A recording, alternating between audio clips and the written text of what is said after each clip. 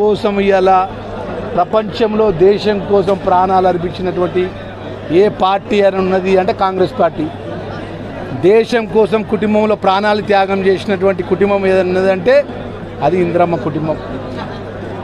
దేశం సమగ్రత కోసం భారతదేశంలో ఉన్నటువంటి అన్ని వర్గాలకు సంతోషంగా ఉండడం కోసం ప్రాణాలతో ఇక్కడ టెర్రరిస్టులతో ప్రాణభయం ఉన్నదని లెక్క చేయకుండా కూడా దేశం కోసం పరిపాలన అందిస్తున్నట్టు ఇందిరమ్మ తల్లిని టెర్రరిస్టులు చంపేసినా కూడా కళ్ళ ముంగట అత్తమ్మ చనిపోయిన విషయం సోనియా గాంధీ కళ్ళెంబడి చూసినా కూడా కొన్ని నెలలతో సంవత్సరాలతోనే కట్టుకున్న భర్త రాజీవ్ గాంధీని కూడా టెర్రరిస్టులు చంపేసినా కూడా చలించకుండా దేశంలో ఇవాళ అన్ని వర్గాలకు మేలు చేయాలంటే కాంగ్రెస్ పార్టీతోనే సాధ్యమవుతుందని చెప్పి నాయకత్వాన్ని చేపట్టి తెలంగాణ ప్రజలకు తెలంగాణ ఆకాంక్షకు తెలంగాణ ఇచ్చిన సోనియమ్మ తల్లి గురించి కాంగ్రెస్ పార్టీ గురించి మాట్లాడే నైతికత బీజేపీకి లేనే లేదని చెప్తున్నా.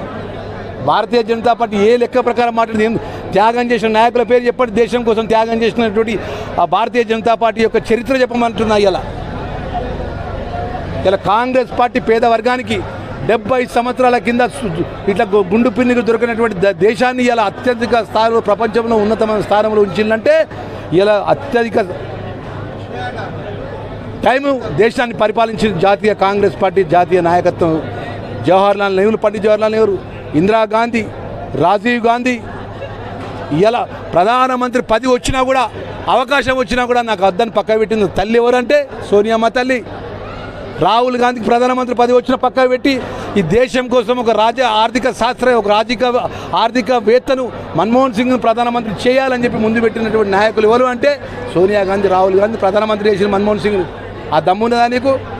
నాగపూర్లో ఉన్న ఆర్ఎస్ఎస్ చేతిలో కిలిబొమ్మాయి ఆడింది ఆట పాడింది పాట కాకుండా 8,000 కోట్ల రూపాయలతోని ఫ్లైట్లు లల్లాను తిరుగుతావా? 8,000 కోట్ల రూపాయలు ఎవరి సొమ్మాయని మోడీ తిరిగే 8,000 కోట్ల రూపాయల ఫ్లైటు?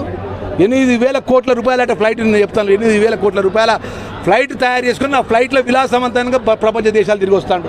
ఆయన వేసుకున్న సూటు కోట్ల రూపాయల దాట. ఎక్కడికి వెళ్ళి వస్తుంది ఇదంతా? బ్రహ్మచారివే కదా, ఛాయ్ వాళ్ళవే కదా. భారతీయ జనతా పార్టీ మాట్లాడే నైతిక హక్కు లేదు దేశంలో. ఇలా ప్రాణం అర్పించిన దేశంలో ప్రాణాలు అర్పించిన కుటుంబం ఏంటంటే గాంధీ కుటుంబం.